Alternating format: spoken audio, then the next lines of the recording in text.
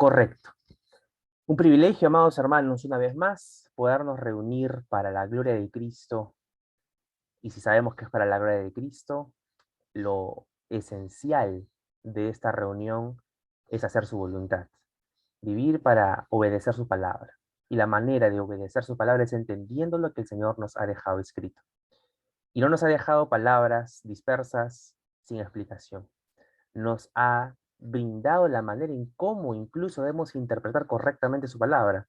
Así que estamos doblemente bendecidos. Es por eso que vamos a orar esta noche y le vamos a dar gracias a Dios por este privilegio que Él nos concede. Amado Padre, amado Cristo, precioso Espíritu Santo, te damos gracias a ti, oh Dios, el único verdadero, porque nos permite, Señor, estar aquí reunidos con corazones deseosos por aprender, por seguir conociendo estas reglas básicas de interpretación de tu Escritura. Señor, nos has dejado este maravilloso libro, tu inspiración, tu exhalación dada en estas páginas que nos permiten ver tu naturaleza, la belleza y la hermosura de tu santidad. Abre nuestros ojos para poder mirar, para poder deleitarnos, para poder, Señor, contemplar las maravillas de tu ley. Estamos agradecidos porque hasta el día de hoy tú nos has acompañado y has sido fiel. Usa la vida de mis hermanos que están allí en sus hogares para que de la misma forma al contacto con sus Biblias puedan estar capacitados para seguir creciendo en tu palabra y en tu verdad. Ayúdanos a ser cada día más santos, porque tú eres santo y porque tu palabra es verdad. Y nos ordenaste a que seamos santificados en ella. Y tú, Padre mío, nos guardas, nos santificas con tu verdad. Dispón nuestros corazones, humilla nuestro intelecto, nuestro corazón, Señor, hoy te lo presentamos a ti. Recibe toda la gloria y la honra. En el nombre de Cristo Jesús. Amén. Y amén. Amén, mis amados hermanos. Vamos a comenzar entonces.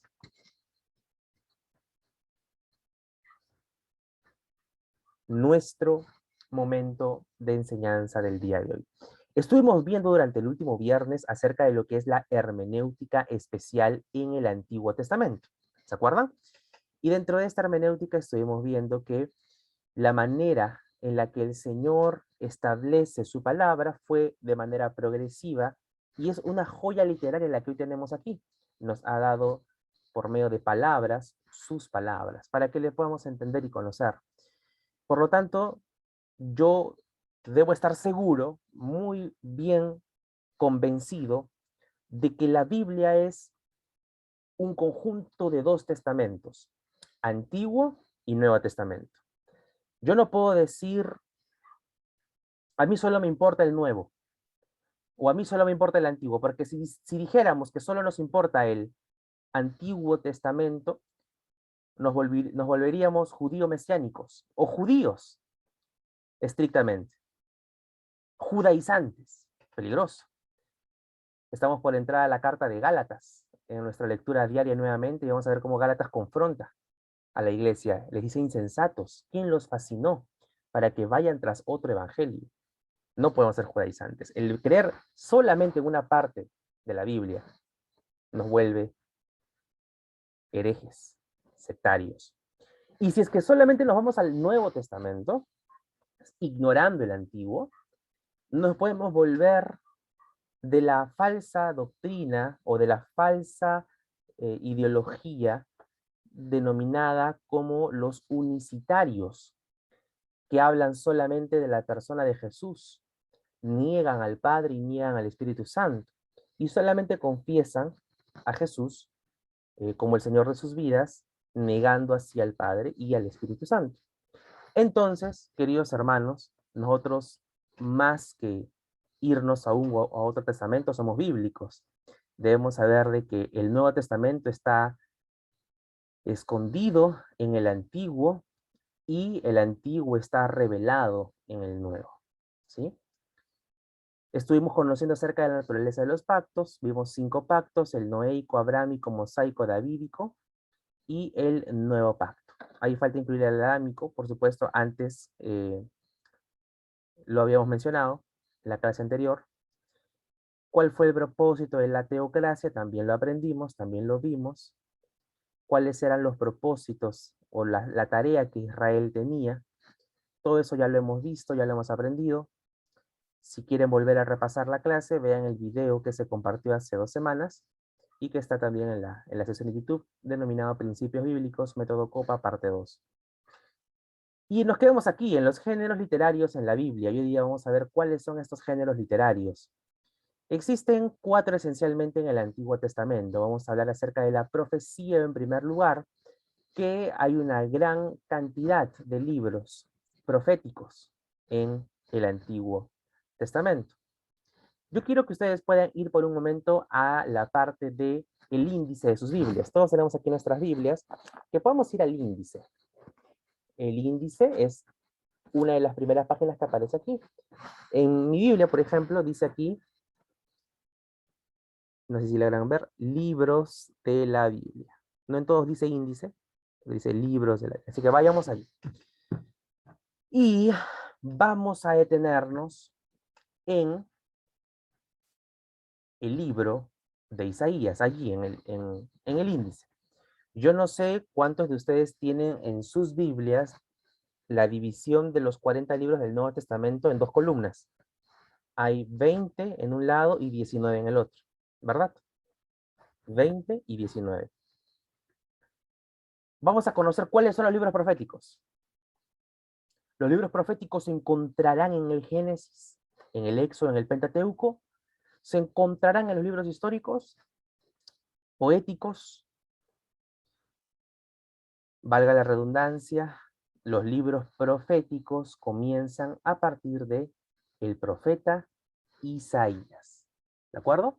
A partir de el profeta Isaías. Así que yo quisiera que puedas resaltar allí, ponerlo con una marca de color azul, negro, rojo, el color que tengas, para que sepas que de Isaías hasta Malaquías tratan acerca de los profetas. ¿De acuerdo? De los profetas. De los profetas. Hasta aquí, ¿estamos claros, hermanos? Si hay 19 libros en esta parte, sin contar Eclesiastés y Cantares, quiere decir que hay en el Antiguo Testamento 17 libros de profecía. 17 libros de profecía. Yo debo conocer de qué hablan los libros de la profecía escrita aquí. Y básicamente tienen un tema: anunciar el castigo para la nación de Israel y la esperanza que va a venir a través del Mesías, a través de Jesucristo. Si queremos hacer una división entre profetas mayores y menores, debemos saber de que Isaías está dentro de los profetas mayores, Jeremías, Ezequiel, Daniel y Oseas. ¿De acuerdo? Lamentaciones está dentro de Jeremías. Es como un libro que nos ayuda a entender el dolor del profeta Jeremías. ¿Y por qué? ¿Y por qué, hermanos, se hace la diferencia? Perdón, Oseas está dentro de los profetas menores. ¿Por qué se hace la diferencia? Son 5 libros de los profetas mayores y 12 de los profetas menores. ¿Por qué se hace esta diferencia? Básicamente por la cantidad de capítulos que abordan. Si vamos a ver Oseas, Joel, Amós, Abdías, Jonás, Miqueas, Nahum, Habacuc, Sofonías, Ageo, Zacarías y Malaquías, tienen una cantidad menor de capítulos en comparación a Isaías, Jeremías, Lamentaciones, Ezequiel y Daniel, que sumando todos los capítulos de estos, superan incluso a los restantes, ¿sí? Así que, ¿de qué trata la profecía? De predicción, cuando escuchamos, va a venir el profeta tal. ¿Y qué de bueno hace este profeta? Oh, te dice tu futuro, qué es lo que vas a conseguir. Bueno, eso no es lo que hace un verdadero profeta. El verdadero profeta, según la palabra de Dios, ¿saben lo que hace? Exhorta. Exhorta.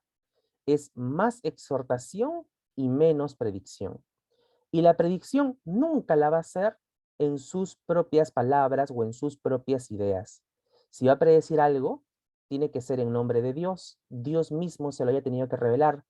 Y si es que no se cumple, ese profeta pudo haber sido verdadero, buen profeta, no, falso, falso profeta. Pero ¿quién eres tú para juzgar? ¿Quién eres tú para defender al falso profeta? Yo me aferro a la escritura. Y si la escritura dice claramente de que todo aquel que dice algo en nombre de Dios y no se cumple, es llamado falso, enviado de Dios, yo me someto a las escrituras porque es mi máxima autoridad. ¿De acuerdo? La exhortación es la característica principal de los libros proféticos, exhortando al pueblo ¿a qué?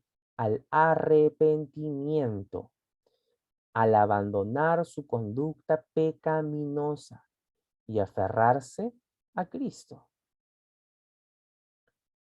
En Isaías está la exhortación de buscar al Señor, de dejar los malos caminos. En Jeremías está de la misma forma el abandonar los caminos y prestarle atención a los falsos pastores y alabarse, gloriarse en conocer y entender al Señor. En Lamentaciones hace un cántico maravilloso acerca de la fidelidad de Dios. En Ezequiel, estamos leyendo Ezequiel actualmente en nuestras lecturas diarias. Vamos a ver que luego de la condenación que tratan los primeros 38 capítulos, luego viene la predicación de la restauración para el pueblo de Dios.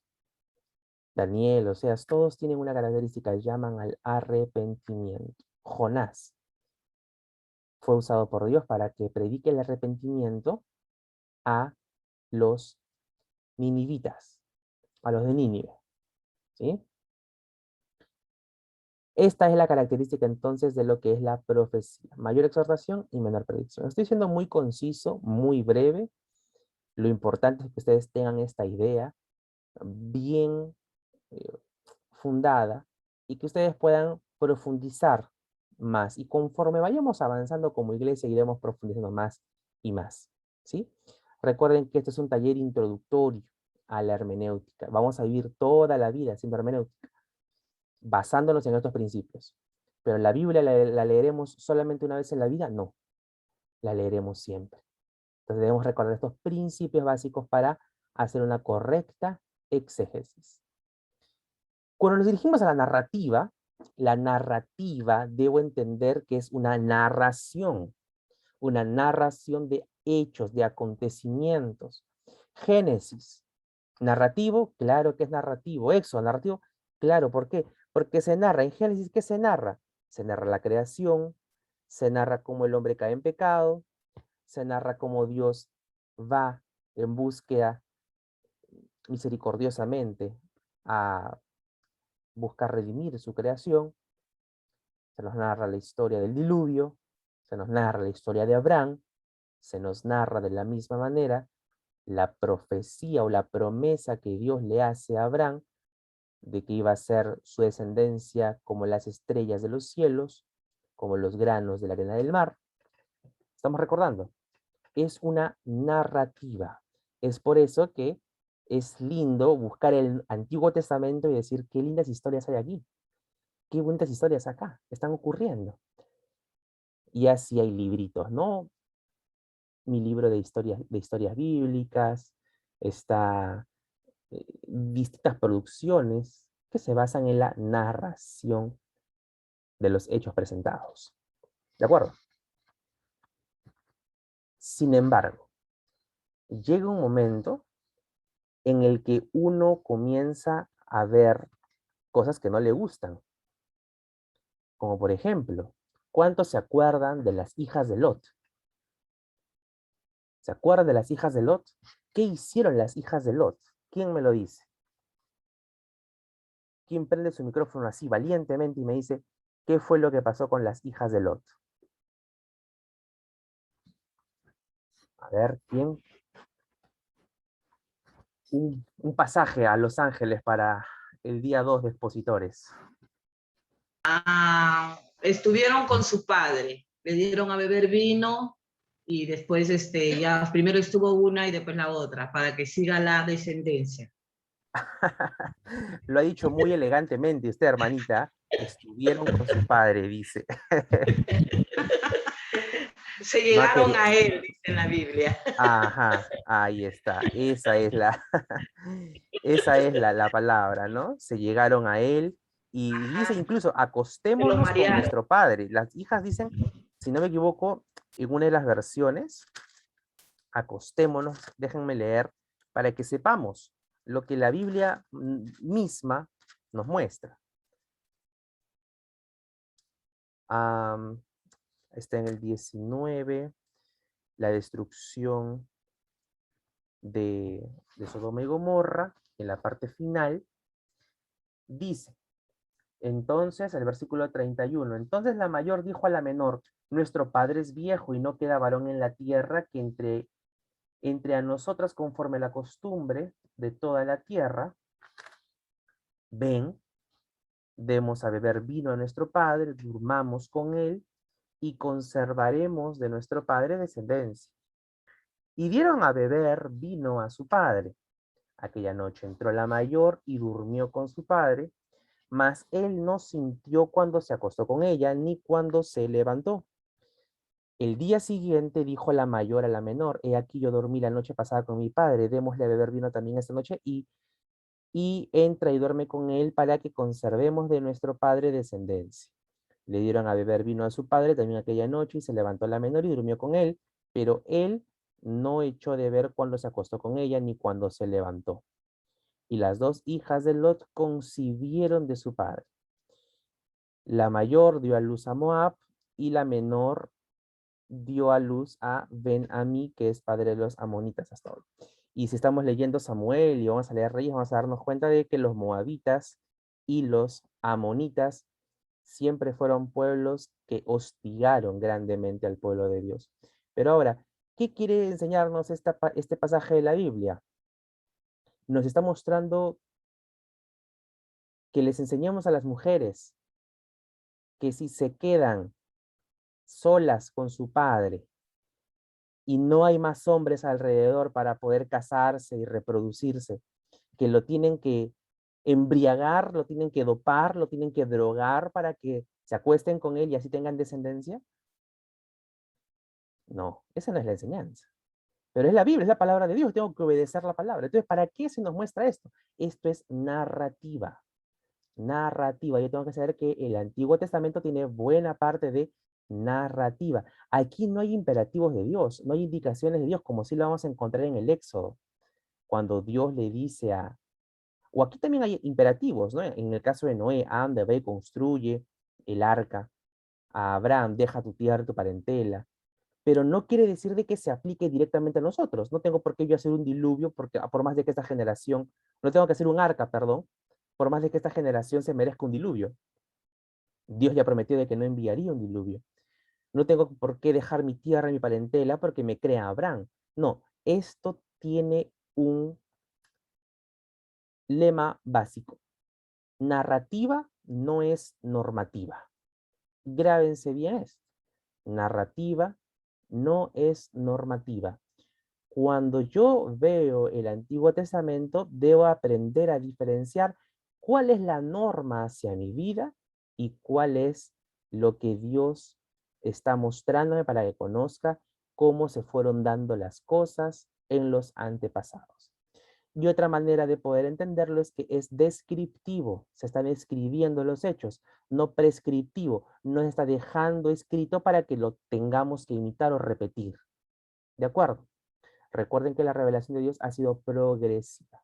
Esto es importante que lo tengamos en cuenta con la narrativa. ¿Y qué libros de la Biblia son narrativos o que contienen esta narrativa? Génesis, el Pentateuco, ¿no? Génesis, Éxodo, Levítico, Números, Deuteronomio, los libros históricos, Josué, Jueces, Ruth, Samuel, Reyes, Crónicas, Esdras, Nehemías y Esther. Estos son libros que contienen la narrativa, el género de la narrativa, ¿sí? Ahora, ¿pueden haber allí dentro de estos libros alguna profecía? Claro que sí pueden haber, pero no todo el libro trata acerca de profecía. Si no, estarían dentro de los libros proféticos. Ahora, cuando se escribió el Antiguo Testamento no se hizo esa división como tal. Simplemente los hombres de Dios iban escribiendo lo que Dios les iba revelando. Pero esta división nos ayuda a entender cómo se organizan los libros y cómo puedo entenderlos de la misma forma yo también. Recuerden que el orden de la Biblia, que aparece en sus índices, no es cronológico. No quiere decir que después de Daniel inmediatamente viene Oseas, históricamente o cronológicamente. No quiere decir que después de Job vino David, o el que escribió los salmos. No, debo esto entenderlo de que es una organización más, más pegada a la literatura o más ordenada para que yo pueda entender este esquema conocido en el hebreo como el Tanaj, la Torá, el Nefilín y el Querubín. Eso ya lo vamos a ver más adelante. No quiero que se confundan, pero hay una división, ¿no? El Tanaj, ¿no? El Antiguo Testamento, se le conoce como el Tanaj. La Torá, la T de Torá, la N de Nefilín y la K de Querubín o Ketubín. En el Tanaj se encuentra la Torá, que son el Pentateuco, se encuentra el Nefilín, todo lo que son los libros eh, proféticos, y está en el Ketubín todo lo que son los libros de sabiduría, ¿sí? Que es una organización distinta, dicho sea de paso a la que tenemos aquí, distinta. Nosotros lo conocemos como Pentateuco, como libros históricos, poéticos y proféticos. Pero no necesariamente el Pentateuco es un género. El Pentateuco tiene su género literario y esta es la narrativa, ¿sí? En tercer lugar, debo conocer que también están los proverbios. Los proverbios dentro, ¿sí?, de lo que es la poesía tiene una particularidad de que hay una costumbre dada en la iglesia de cuando uno lee un proverbio, dice, ahí está, Dios ha prometido que va a hacer esto. Pero el proverbio no se escribió para que sea una promesa como tal, ¿de acuerdo? El proverbio no se escribió para que fuera una absoluta afirmación de Dios que sí o sí tiene que cumplirse en mi vida. Para eso yo quisiera que podamos ver algunos ejemplos donde más trata acerca de comparaciones en lugar de promesas. Proverbios capítulo 10, versículo 1 al 4. Proverbios capítulo 10, del 1 al 4. Dice, los proverbios de Salomón. El hijo sabio alegra al padre, pero el hijo necio es tristeza de su madre. Los tesoros de maldad no serán de provecho, mas la justicia libra de muerte. Jehová no dejará padecer hambre al justo, mas la iniquidad lanzará a los impíos. La mano negligente empobrece, mas la mano de los diligentes enriquece. Ahora, Job capítulo 42, versículo 7, la parte final del libro de Job, dice, y aconteció que después que habló Jehová estas palabras a Job, Jehová dijo a Elifaz temanita, mi ira se encendió contra ti y tus dos compañeros, porque no habéis hablado de mí lo recto, como mi siervo Job. Ahora, aquí se puede entender en el proverbio 10 que está hablando acerca de un contraste entre el justo y el malvado. El justo está hablando de que no sufre en el versículo 3. Jehová no dejará padecer hambre al justo. ¿Me están escuchando, hermanos? Sí, ¿no? Pensé que se había congelado mi señal.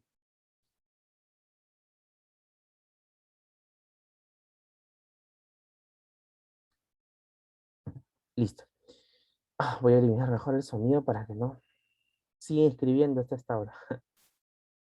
Ya. Dice, Proverbio 10, hablando acerca de que el hijo sabio alegra al padre, la justicia libra de muerte, Jehová no dejará padecer hambre al justo, la mano del negligente empobrece, más la mano de los diligentes enriquece. ¿Quiere decir que Job era un negligente? ¿Quiere decir que Job estaba portándose mal y que no tenía el favor de Dios? ¿Qué estaba pasando con Job en realidad? ¿Qué era lo que estaba pasando con Job?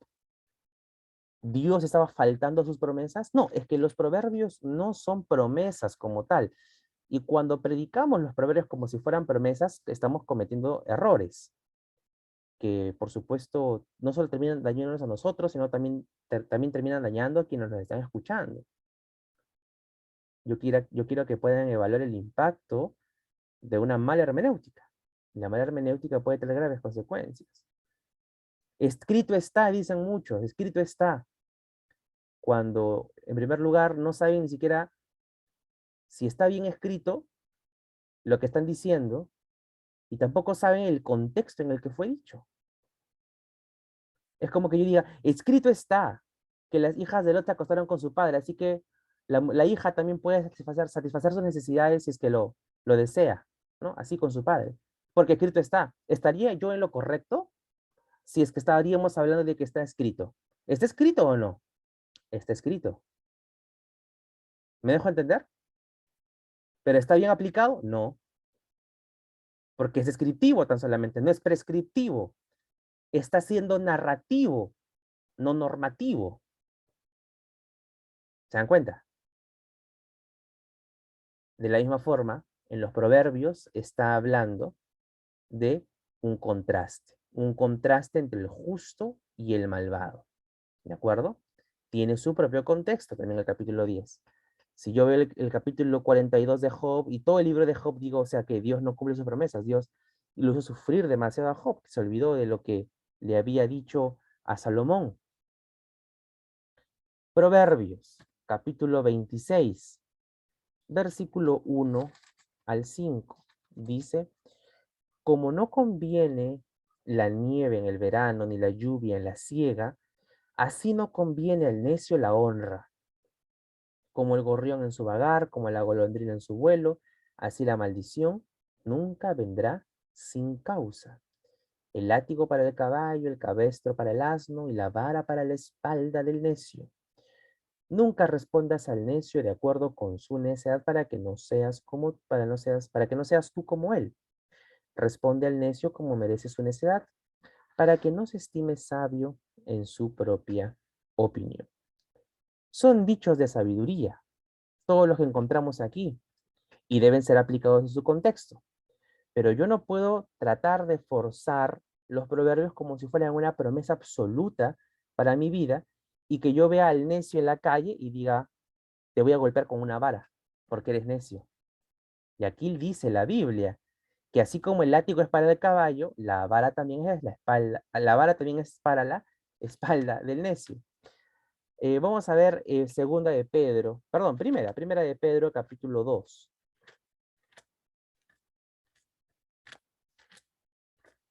Primera de Pedro, capítulo 2. Dice así, verso 17.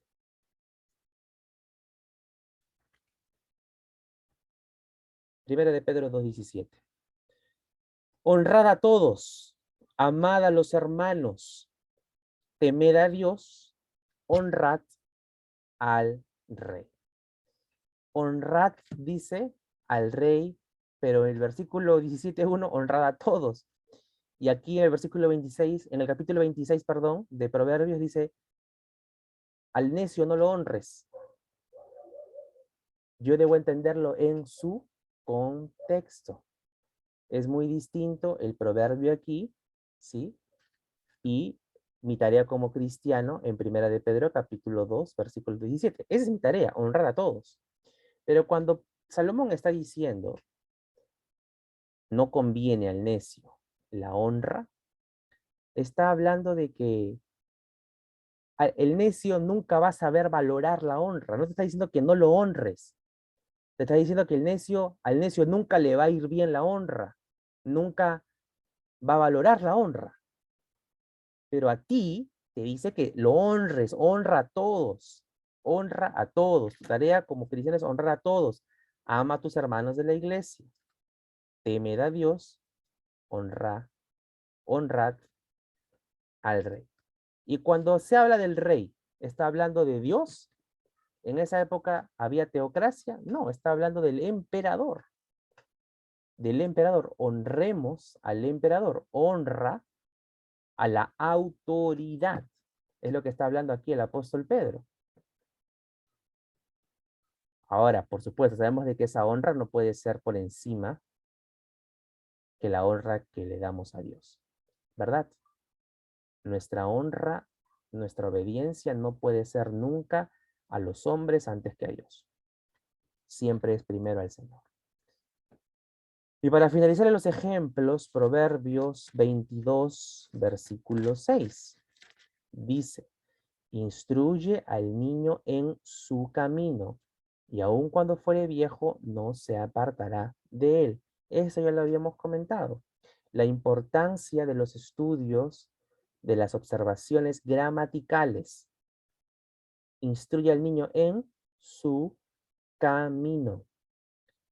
Ese pronombre posesivo su, ¿a quién está apuntando? ¿A Dios o al niño? Instruye al niño en su camino. ¿Dice en alguna parte instruye al niño en el camino de Jehová? No dice eso. Muchos toman este proverbio para decir, yo llevé a mi hijo a la escuelita dominical. Ahorita está fornicando, adulterando, violando, emborrachándose, discoteca en discoteca. Pero yo sé que pronto va a venir porque la palabra dice que la Biblia no se va a ir de su corazón. Aun cuando fuere viejo no se apartará de él. Él en este momento está en un periodo de rebeldía, pero después va a volver. ¿En qué parte de la Biblia te dice eso? Ay, pero en Proverbios 22:6 dice, no, eso no está diciendo el texto. Dice, instruye al niño en su camino. Es decir, instruye al niño en el propio camino que el niño quiera seguir. Y ese camino que el niño escoja, lo acompañará hasta el resto de su vida. Eso es lo que está diciendo. Instruye al niño en su camino. Si tú lo dejas al niño hacer todo lo que quiere, es que yo quiero que mi hijo tenga lo que yo no tuve. Yo quiero que mi hijo no sufra lo que yo sufrí. Terrible error de los padres, terrible error. Es por eso que cuando crecen dicen, ay, no sé por qué mi hijo salió así, no sé por qué mi hija resultó así. Porque lo formaste en su propio camino, porque le diste todo lo que ella o él querían. Entonces lo formaste tanto en el propio camino del niño, que terminó siendo, en la adultez, lo mismo con el que lo formaste, o con el que la formaste. Por eso Augustus Nicodemus dice tan acertadamente, o Charles Spurgeon, perdón, instruye al niño en su camino, pero asegúrate de que tú también estés andando por el mismo camino. Claro, porque si quieres entender de que el camino de que se está hablando es el camino de Cristo, primero asegúrate de que tú andes en el camino de Cristo.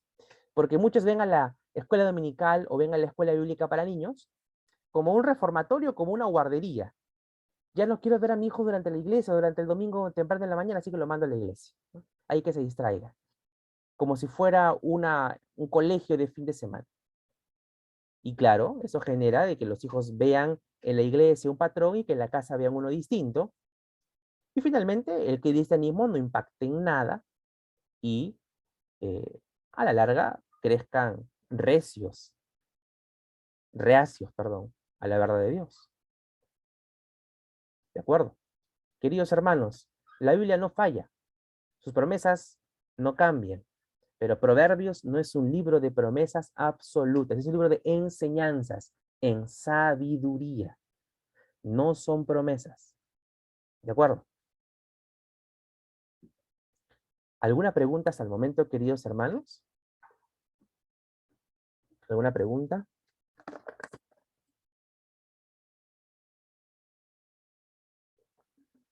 Ahora, vayamos a Hebreos. Hebreos capítulo 6, del versículo 4 al 6. Estefi, léelo, por favor.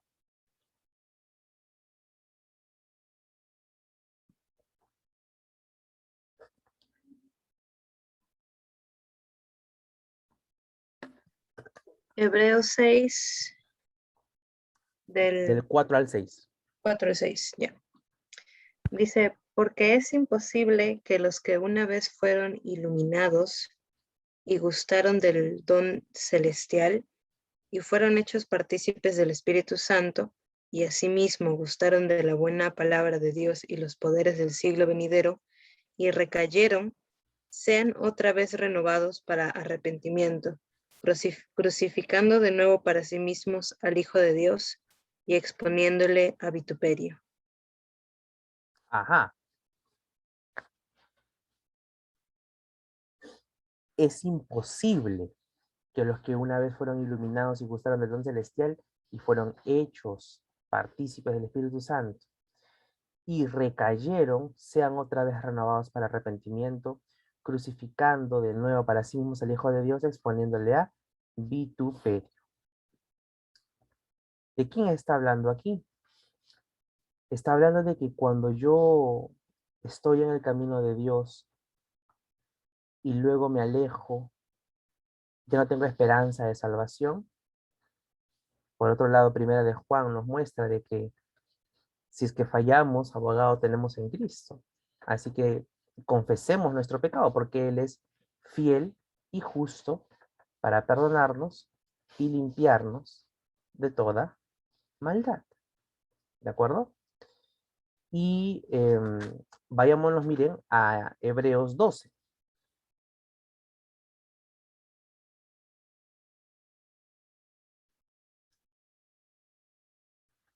Hebreos, capítulo 12, versículo 17, que es el versículo con el que se conecta, ¿no? Que acabamos de mencionar.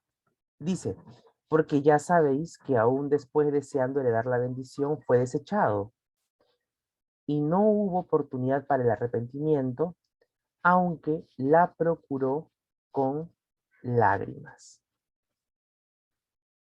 Está hablando aquí de Esaú, ¿sí? Que rechazó la bendición de Dios, ¿no? El versículo 16 dice, no sé que algún fornicario profano como Esaú, que por una sola comida vendió su primogenitura. Y ya sabéis que aún después deseando heredar la bendición fue desechado y no hubo oportunidad para el arrepentimiento, aunque la procuró con lágrimas. Quiere decir de que Esaú no pudo arrepentirse y aquella persona que se aleja de los caminos de Dios aparentemente, no lo que se conoce como alejarse, ya no se puede arrepentir aunque la procure con lágrimas. ¿Quién puede responderme a esa pregunta? ¿Estará en lo correcto esa interpretación? No, ¿Por qué? porque está hablando acá en realidad, o sea, Esaú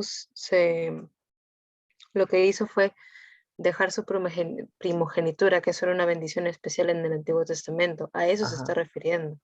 Pero si tú te ¿Cómo, arrepientes, cómo sabes eso? ¿Cómo lo sabes? porque aquí dice que por una sola comida vendió su primogenitura, y también en Génesis está. Ajá. Pero dice, aunque la procuró con lágrimas. ¿Qué procuró con lágrimas? ¿Arrepentirse o su heredad? No, su heredad es la primogenitura, ¿no? O sea, esa bendición física, terrenal, si no me equivoco, que le daban a los primogénitos. Así es. Entonces, aquí la clave está en observar los artículos. El arrepentimiento. ¿Cuál es el género del artículo? Espero que no haya ninguna feminista aquí que me haga un show en el Zoom y me diga, no me digas compañera, sino compañere. ¿Cuál es el género? ¿Cuál es el artículo? El género del artículo. El arrepentimiento, masculino. El arrepentimiento, no el arrepentimiento. El arrepentimiento. Aunque la procuró con lágrimas. La está hablando de femenino, género femenino. La procuró. ¿De qué está hablando entonces? ¿Del arrepentimiento o de la heredad? La bendición que perdió. La bendición que perdió, ¿por qué? Porque está hablando de género femenino y género femenino coinciden. ¿De acuerdo? Debo buscar entonces siempre estas observaciones que me ayudan a entender el contexto del pasaje. Ahora vamos a hablar acerca de lo que son las poesías o el género poético, el género literario de la poesía, ¿no? dentro del Antiguo Testamento. Cuando hablamos de la poesía, no estamos hablando solamente de palabras que rimen en cada final de estrofa, sino estamos hablando de que las ideas tengan relación, ideas en paralelo, y esas ideas que tengan juego sonoro se le considere poesía. Por ejemplo, vamos a hablar acerca de algunos salmos. Salmo 19. ¿Quién me dice el Salmo 19.1 de memoria? A ver. ¿Alguien? Ahora sí, se gana un libro.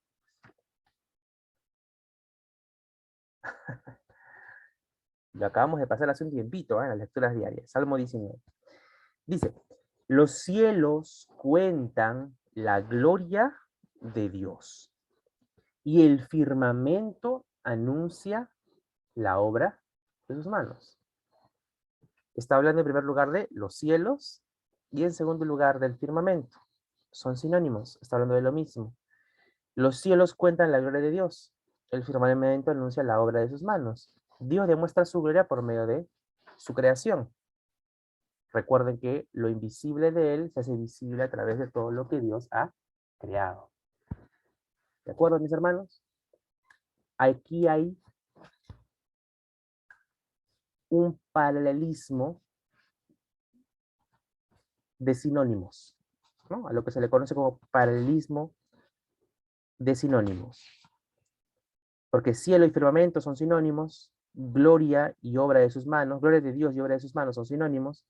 Por lo tanto, 19a y 19b son sinónimos. 19.1a y 19.1b son sinónimos.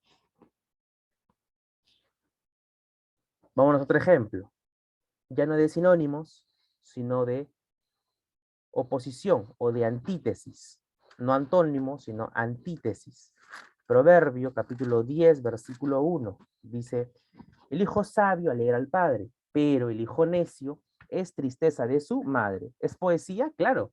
¿Hay rima? Claro, pero de ideas. Y también en palabra, padre, madre, riman. El hijo sabio alegra al padre, pero el hijo necio es tristeza de su madre. Ahora vayamos a ver un paralelismo emblemático. Salmo 22. Recordemos que los libros que contienen poesía o que están en el género de la poesía como tal, hay en parte de Job, no todo Job, Job es más sabiduría, pero parte de Job, salmos, proverbios y cantares, que es un cántico, ¿no? Un cántico de amor sexual. Dice Salmo 22, del versículo 12 al 13, me han rodeado muchos toros, fuertes toros de Basán me han cercado. Abrieron sobre mí su boca como león rapaz y rugiente. Miren el versículo 16, porque perros me han rodeado, me ha cercado cuadrilla de malignos. Horadaron mis manos y mis pies, contar puedo todos mis huesos. Entre tanto ellos me miran y observan. Hay aquí un paralelismo separado, pero que habla de lo mismo, del sufrimiento, de la aflicción que está pasando. Vamos a ver otros paralelismos, otras poesías en algunos momentos de los libros proféticos, pero eso ya lo vamos a mencionar en otro momento, ¿sí? En Isaías, en Jonás vamos a encontrar también un poquito de poesía, pero ya lo analizaremos en otro momento. Lo que me importa aquí ahora es de que ustedes puedan aprender a identificar a Cristo en el Antiguo Testamento. Se ha dicho por mucho tiempo lo siguiente. Según la teoría del cristocentrismo. Ahora, yo quiero que ustedes puedan entenderme bien esto. Nuestra vida debe ser cristocéntrica, ¿sí o no? Nuestra vida debe vivir para exaltar a Cristo, por supuesto que sí, por supuesto que sí. Pero nuestra teología nuestra hermenéutica, nuestra interpretación de la Biblia debe ser cristocéntrica. Cuando hablamos de hermenéutica, solamente de hermenéutica, de exégesis, no puede ser cristocéntrica. Porque el cristocentrismo dice esto, efectivamente, que todo trata de Cristo. Todo trata de Cristo. Todo habla de Cristo. ¿Se acuerdan lo que leímos en Génesis 19? Lo que pasó con Lot y sus hijas. ¿Trata de Cristo? ¿Qué me está enseñando de Cristo? Cuando Judá se acuesta con Tamar, ¿qué me está mostrando de Cristo? Ahora, esta idea hermenéutica del cristocentrismo está muy promovida últimamente por pastores reconocidos, incluso Sugel Michelén, y dentro del libro que yo estaba leyendo de la maravillosa guía que él ha ofrecido de predicar delante de Dios y de parte de Dios, su libro de parte de Dios y delante de Dios, habla acerca de que todo trata acerca de Cristo, que nuestra predicación debe ser cristocéntrica. Y claro, debemos siempre exaltar a Cristo, pero de acuerdo al texto, no forzando el texto. ¿De acuerdo? En el Antiguo Testamento hay muchos principios que se hablan o se pueden hablar acerca de lo que es el matrimonio, la ley. Claro, al final la ley apunta a Cristo, pero en sí la ceremonia, la desobediencia, cómo todo eso me lleva a apuntar a Cristo. Y esa es la otra parte, el cristocentrismo versus el cristotelismo, que afirma de que todo apunta a Cristo en su contexto. Todo apunta a Cristo en su contexto. Lot, la historia de Lot, ¿cómo apunta a Cristo? Relacionándola con la historia de Abraham. Abraham, la simiente de Abraham era la que iba a prevalecer. Dios le hizo la promesa a Abraham. Y vamos a ver que lo que ocurrió con Lot a través de sus hijas, los moabitas y los amonitas, buscaron siempre provocar al pueblo santo de Dios. Y lo lograron. Entonces, de esa manera yo entiendo la historia a la luz de la venida de Cristo. ¿Me dejo entender? En el caso de la hermenéutica, yo debo aferrarme al cristotelismo. Uno de los expositores que está siendo muy usado por Dios para exponer esta idea es el cristotelismo, es Lucas Alemán. Y en el cristocentrismo está, por otro lado, David Barceló, que es un excelente pastor, un excelente consejero, pero el riesgo del cristocentrismo es de que seamos presos de todo lo que nos suene bonito. Escuchamos Cristo y digamos amén. Cristo está aquí, amén. Oh, sí, ¿verdad? Este es Cristo. David y Goliat. Goliat es Satanás. David es Cristo. Yo soy el pueblo de Israel temeroso. Son analogías que se forman, pero que el texto mismo no me indica a ello. Son aplicaciones o interpretaciones que me están haciendo forzar el texto, en lugar de que yo pueda entender de que Dios estaba cuidando a su pueblo, Dios estaba guardando a su pueblo. Y Dios levantaba siervos, y uno de esos siervos fue David. No era de que David sea Cristo, que represente a Cristo, necesariamente. Para eso debo entender correctamente el contexto. ¿Cómo entendemos o cómo encontramos a Cristo, por ejemplo, en Génesis? De esa forma sí se puede hablar con el libro. Por eso hablamos del contexto, el contexto lejano.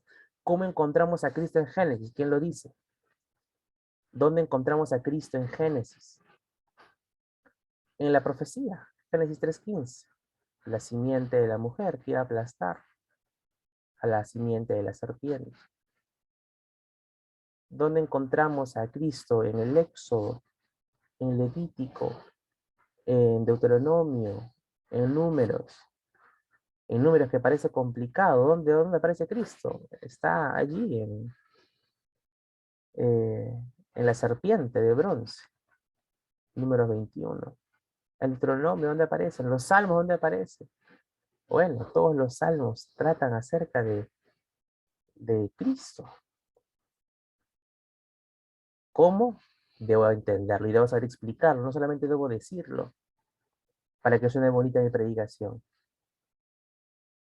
Ya esto lo veremos cuando estudiemos panorama de las Escrituras, panorama del Antiguo y Nuevo Testamento.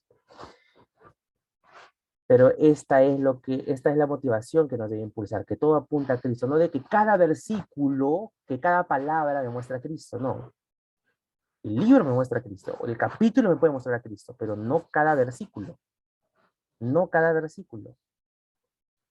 Puedo mostrar Números, capítulo 4, versículo 36, me habla de los hijos de Merari, que están a la custodia, bla, bla, bla.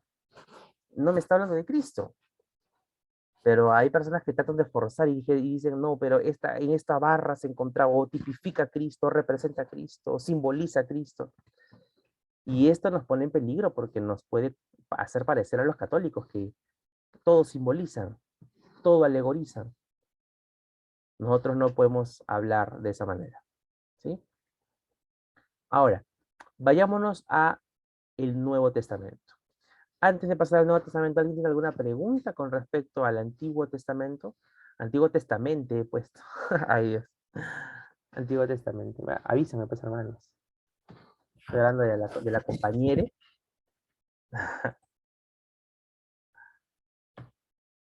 Antiguo Testamento.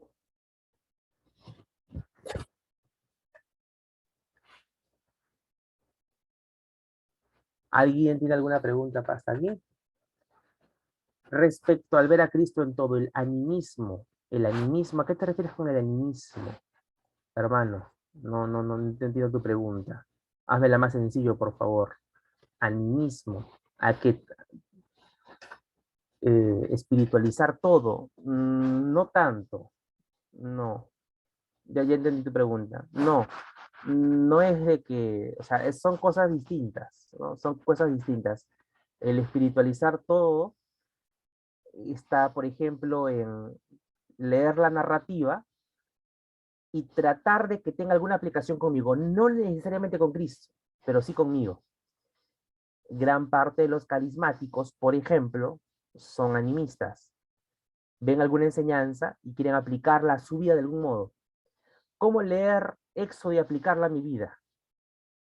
Todo lo que está sucediendo. Por ejemplo, el pueblo de Dios está por salir de Egipto. Quiero ver cuál es mi Egipto, cuáles son los obstáculos que me están levantando.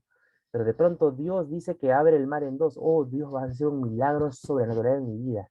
Yo lo declaro, yo confío porque está en la Biblia. Es ser animista, ¿no? O sea, trato de ver todo el obrar de Dios relacionado conmigo.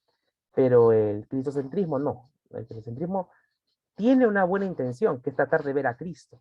Pero en su deseo de verlo, hacen de que el texto sea forzado y no se esté mostrando el significado original del texto.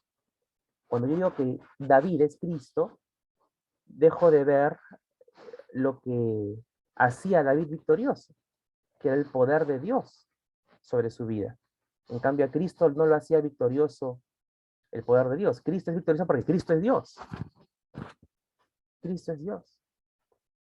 Hay muchas cosas que decimos porque simplemente suenan lindo y no porque realmente tengan un sustento teológico, bíblico, escritural y sobre todo exegético. ¿Alguna pregunta, hermanos queridos, en torno a ello? ¿Alguien levantó la mano si no me equivoco? ¿Alguien de ustedes, hermanitas? Entonces, para que quede claro, en cuanto a hermenéutica, debemos ser cristotélicos. En cuanto a hermenéutica, ¿sí? Pero de allí nuestras vidas, ¿cómo deben ser? Cristocéntricas, por supuesto que sí, todo debe girar en torno a Cristo. Debemos pedirle consejo al Señor, vivir para Él.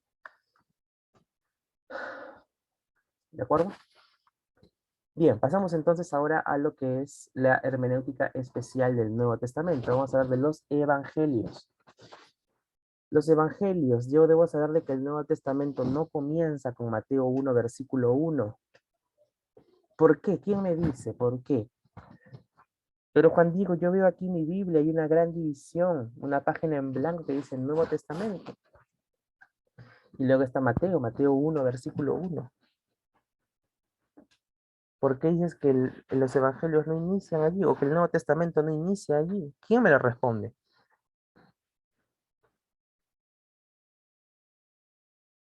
¿Dónde empieza en realidad el Nuevo Testamento? Cuando Hebreos habla del nuevo pacto y el viejo pacto, el antiguo pacto, el Antiguo Testamento, donde afirma de que el nuevo pacto es mayor que el antiguo, ¿En Hechos? en Hechos. En Hechos comienza el Nuevo Testamento. Ya, No. buena propuesta. A ver, Braulio. El Nuevo Testamento empieza cuando Cristo muere. Exactamente.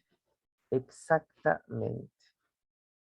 Entonces no podemos hablar de un punto específico en el Nuevo Testamento donde comienza el Nuevo Testamento en sí, porque lo vamos a encontrar en Mateo capítulo 10, perdón, en capítulo 26 de Mateo, en el capítulo 23 de Lucas, en el capítulo 15 de Marcos y en el capítulo 19 de Juan. Son relatos. Pero si lo podemos resumir en una idea, el Nuevo Testamento comienza en la muerte de Cristo, en la cruz de Cristo. La cruz es el punto de partida. La cruz. La cruz trae inicio al nuevo pacto. Gracias a la cruz, Cristo resucita. ¿Sí? Lo que mencionaba Stephanie, ¿no?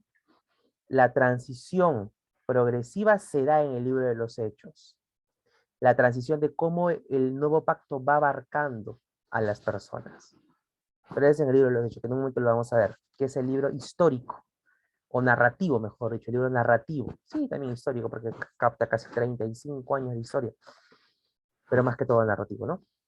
Esta es una transición progresiva que se da en los Hechos, pero en cuanto a los Evangelios, comienza el Nuevo Testamento en la cruz. Ahora vamos a hablar del supuesto problema de los Evangelios. ¿Cuál es el supuesto problema que se encuentra o el que se suele atacar mucho a los creyentes? Hay contradicciones, dicen algunos, hay contradicciones en los textos mismos. Y podemos poner un ejemplo. En Mateo 5:3 dice, bienaventurados los pobres de espíritu, porque de ellos es el reino de los cielos. Los pobres de espíritu. Pero en Lucas 6:20 se dice, bienaventurados los pobres, porque de ellos es el reino de los cielos. Total. ¿Son los pobres en espíritu o los pobres en general? ¿Qué dicen ustedes? Los pobres en espíritu. Entonces hay un problema aquí entre Lucas y Mateo. Está hablando de una mala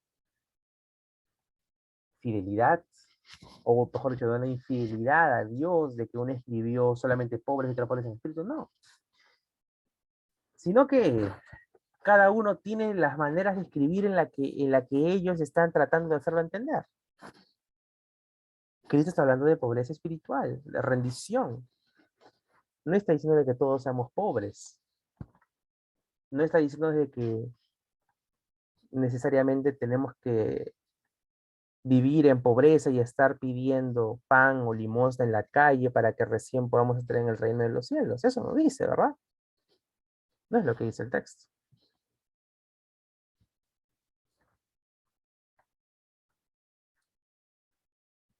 Y estos relatos entre los evangelios vamos a ir encontrando. Vamos a ir encontrando en algunas partes que Marcos hace más énfasis o brinda más detalles que Mateo, que Lucas omite algunos, pero profundiza en otros. Juan, por ejemplo, presenta juntamente el inicio del ministerio del Señor Jesús, luego del milagro del agua convertida en vino, e inmediatamente está el momento de que el Señor Jesucristo entra y se enoja con los mercaderes, ¿no? Del templo. ¿Cómo se le llama a esa parte, ese capítulo? Se me acaba de ir, lo tenía. Cuando Jesucristo purifica, ahí está. Cuando Jesucristo limpia el templo. Juan lo hace en el capítulo 2. Todo lo demás lo hace en la parte final del ministerio del Señor. ¿Hay un problema por eso? Y no, simplemente que cada uno ha sido libre de poder registrarlo en el orden cronológico que ellos lo han deseado, pero lo importante es de que dónde empieza y dónde termina. Todo termina en la cruz. Los evangelios se complementan entre sí. Y ambos, o mejor dicho, los cuatro son testigos oculares, ¿no? de los relatos de Cristo, o recogen testimonios. Y cada uno lo va redactando en la manera en la que lo va creyendo así conveniente. Ellos no escuchaban la voz de Dios para escribir todo lo que estaban escribiendo. No se trata de que Mateo está diciendo, voy a comenzar a escribir lo que Dios me está diciendo al oído, o lo que Dios me dijo en sueños. No, así no fue. Mateo escribió el Evangelio de Cristo para sus amigos judíos, para los judíos. Lucas lo escribe para los griegos, para los griegos. Juan lo hace para un público más general. Y no era de que Dios le dictaba todo, era de que ellos tenían la intención de evangelizar, es por eso se llama evangelios, querían narrar, contar la historia de Cristo. Imagínense que querramos contar la historia de la iglesia solo Cristo vida. Y cada uno empieza a escribir la historia de la iglesia solo Cristo vida. Vamos a tener relatos de distintas maneras, de diferente estructura. Unos van a comenzar quizás en el 2007, otros en el 2016, otros en el 2018, otros van a contar más antecedentes, otros comienzan desde el mismo 15 de septiembre del 2019, otros comienzan de repente desde que oraron por mí para que yo sea el predicador de la iglesia, etc. Pero todos vamos a contar al final lo mismo, de que actualmente nos estamos reuniendo en Juan Chacornal 232, venimos estudiando el libro de los Hechos, Dios nos ha llenado de valor para poder volver a congregarnos todos, etc. Y estos son los relatos del libro de los Hechos, perdón, de los Evangelios. Y no es un problema, es un supuesto problema. A la gente le gusta problematizar. Está bien, pero que sea para que les expliquemos la razón correcta. Esto al contrario, en lugar de presentar un perjuicio en contra del Evangelio, le da un mayor peso, un mayor valor, porque se nos da a entender de que cuatro personas distintas hablaron acerca de lo mismo. Hablaron acerca de lo mismo. Y se complementan sus relatos entre sí. Cuando hablamos y vemos de parábolas, Mateo, Marcos y Lucas presentan parábolas, tenemos que saber de qué sirven para ilustrar un punto específico, para ilustrar, no para querer convencer, sino para ilustrar. Porque recuerden que las parábolas, según Mateo 13:15, era para que se escondan los tesoros de la revelación de Dios a los que se creían sabios y revelárselas a los sencillos, a los pobres. Pero lo hacía el Señor para ilustrar su punto. El reino de los cielos es como, en la venida de mi Padre será como, la venida del reino será como. Un punto importante también del Nuevo Testamento es de que no debemos hacer doctrina de todo lo que se lee. No, pero Jesús le dijo al rico, vende todo lo que tienes. Eso quiere decir de que los ricos deben vender todo, así que rico, véndeme todas tus cosas. Perdón, regálame todas tus cosas. Llega un rico a la iglesia y tú le dices, oye, no está bien por si acaso ser rico, ser rico es pecado. En ninguna parte dice que ser rico es pecado. Se dice que amar las riquezas sí es pecado, ¿no? Pablo se lo dice a Timoteo. Muchas personas creen que hacer dinero es pecado, o que buscar progresar económicamente es pecado, ¿no? Claro, si lo haces con una motivación incorrecta, sí. Pero si el Señor te da energía, fuerza, capacidad para poder hacerlo y no lo haces, más bien eso sí sería pecado. El no esforzarte por la causa de Cristo, después de que Dios te ha dado todo y la capacidad para producir, no lo haces, eso sí es pecado. No debemos hacer doctrina de cosas que no se muestran, ¿sí? ¿Cómo se sostenía, por ejemplo, el ministerio de Cristo, ¿no? Por personas que trabajaban y aportaban y daban generosamente. Debemos entender el reino de Dios, el reino de Dios, el reino que Dios ha establecido. ¿Se acuerdan cuando hablamos esto en la predicación de el reino de Dios, en Hechos capítulo 1, versículos 6 y 7, cuando hablamos del ya, pero todavía no, eh, el reino universal y el reino mediatorial de Dios? Cristo está reinando actualmente. Si está reinando, ¿por qué todavía sigue habiendo maldad? Yo debo entender el reino de Dios, ¿no? De que Cristo ya vino con su reino, pero es de manera parcial. En plenitud será en su segunda venida. Y hay dos grupos teológicos que siempre están defendiendo sus posturas, em, que es el dispensacionalismo clásico y la teología del pacto.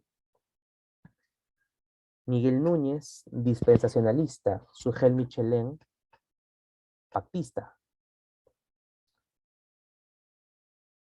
John MacArthur, dispensacionalista; R.C. Sproul, pactista;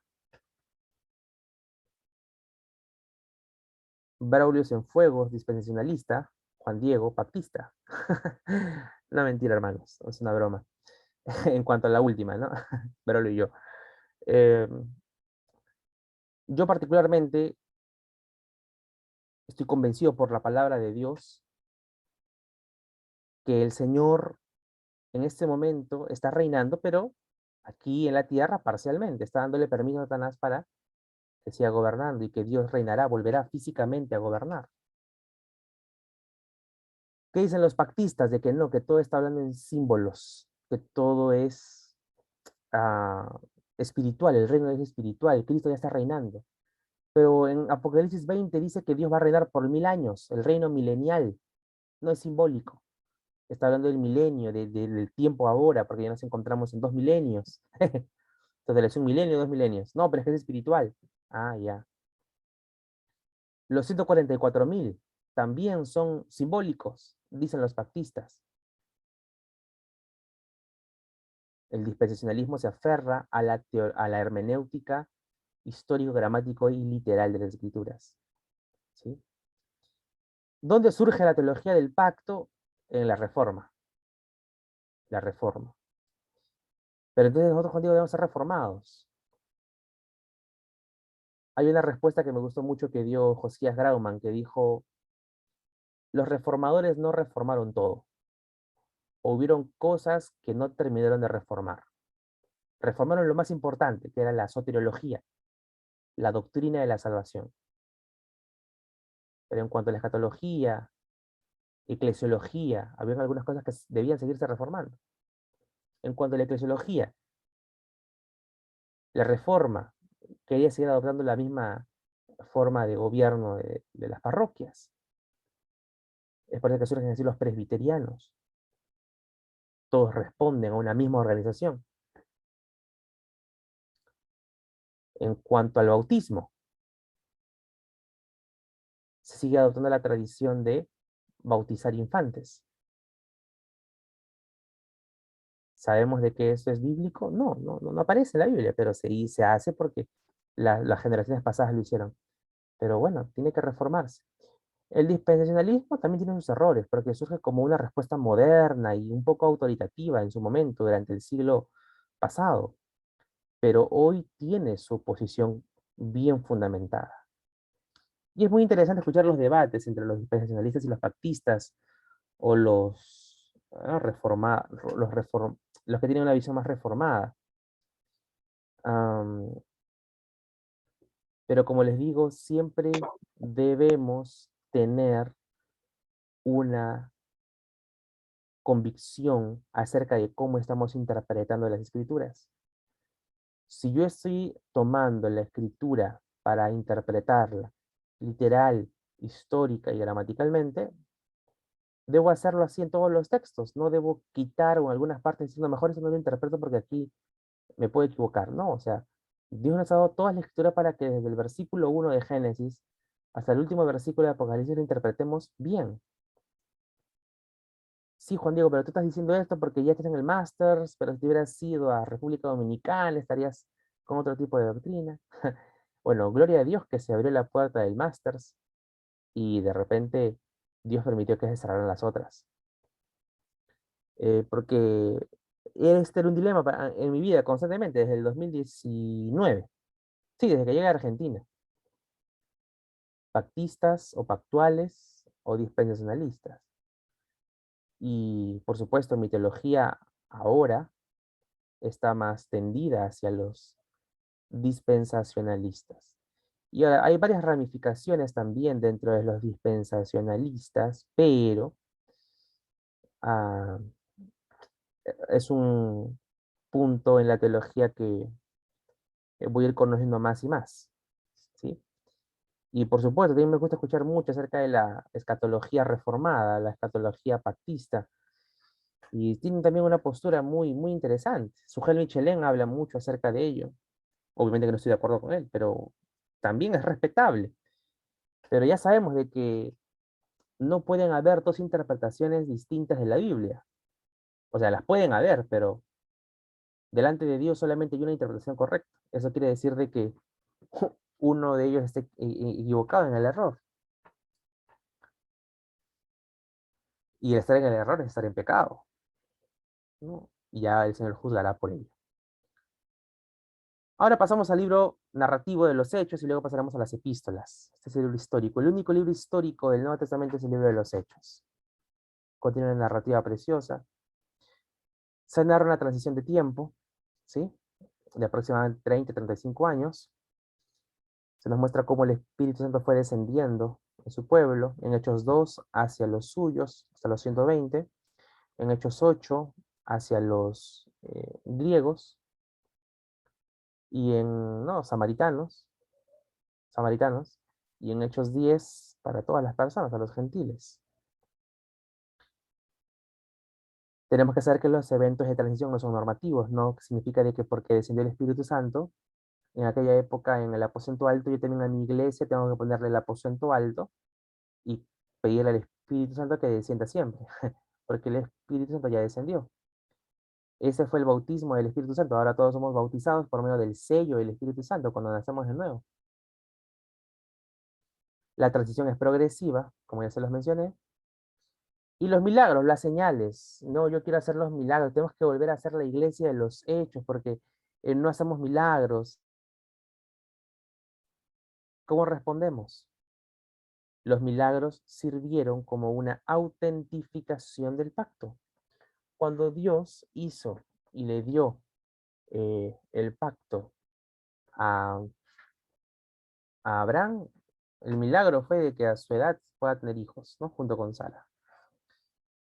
El milagro para el pacto mosaico fue abrir el mar en dos, y infinidad de, ¿no? de hazañas que Dios hizo, grandes señales y prodigios. Ahí están las plagas, ¿no? Etcétera.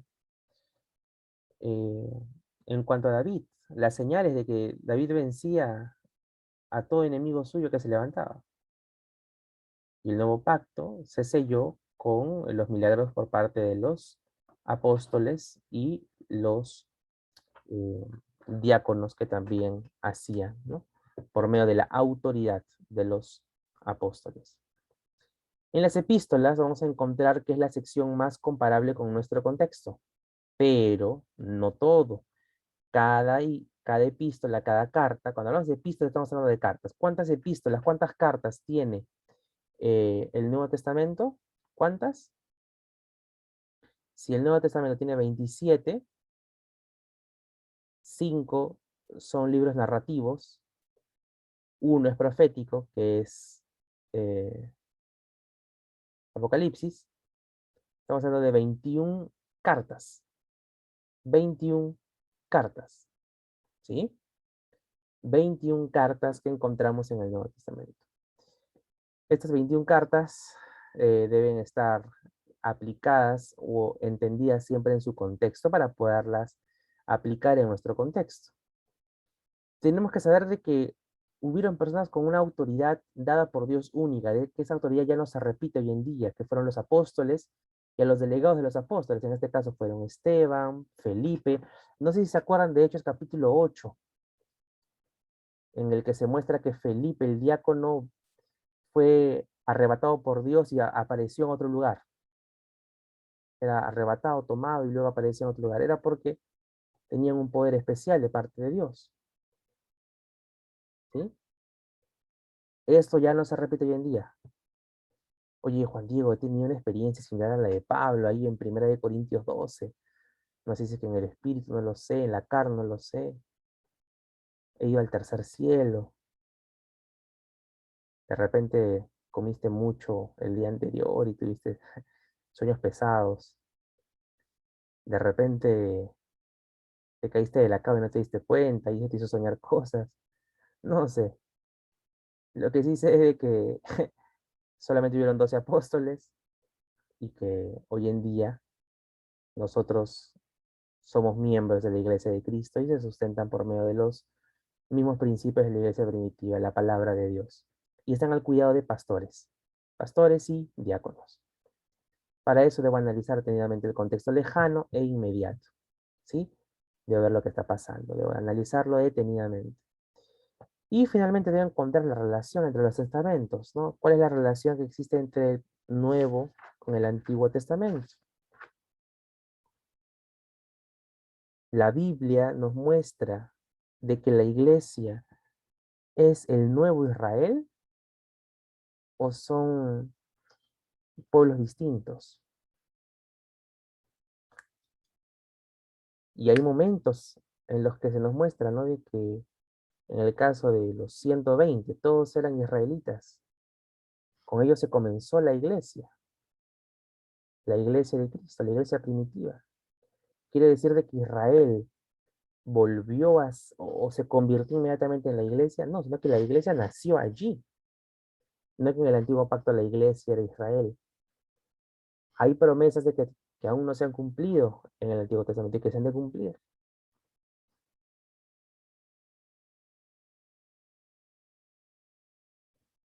Los cristianos gentiles, nosotros no somos israelitas. Y no todo Israel tampoco se irá al cielo. Pero en la Biblia, ¿qué se habla de él? Remanente. El remanente. Dicho sea de paso, los 144.000, ¿quiénes serán? Los 144.000 de Apocalipsis serán los que representan al remanente de Dios. ¿Sí? ¿Y qué harán ellos? Divulgarán las noticias de la verdad de Dios durante la gran tribulación. Y el último género que encontramos es el género de la profecía. ¿Cuál es el único libro de profecía del Nuevo Testamento? Apocalipsis. No vayamos a decir de que Apocalipsis nos presenta un género apocalíptico, por favor. No es un género apocalíptico. ¿Por qué? Porque se nos presentan las mismas características que con la profecía del Antiguo Testamento. Su lenguaje es similar, el contenido de las visiones es similar, los símbolos son similares, y básicamente ello, queridos hermanos. De esta forma, hemos terminado lo que es la hermenéutica especial y por lo tanto lo que son los principios teológicos. Para extraer correctamente los principios teológicos, debo conocer, debo entender cuáles son estos momentos de interpretación. Yo no puedo interpretar la poesía al igual que las epístolas. Yo no puedo interpretar los evangelios al igual que el Pentateuco. Debo tener paciencia al momento de leer la escritura. ¿De acuerdo, mis hermanos? Aquí terminamos la tercera parte de lo que es principios teológicos.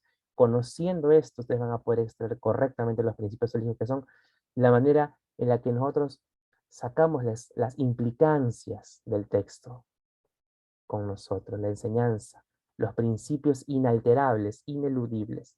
Y la próxima semana estaremos viendo lo que es la aplicación. Vamos a darle gracias a Dios, porque Él es bueno, porque su palabra es para siempre.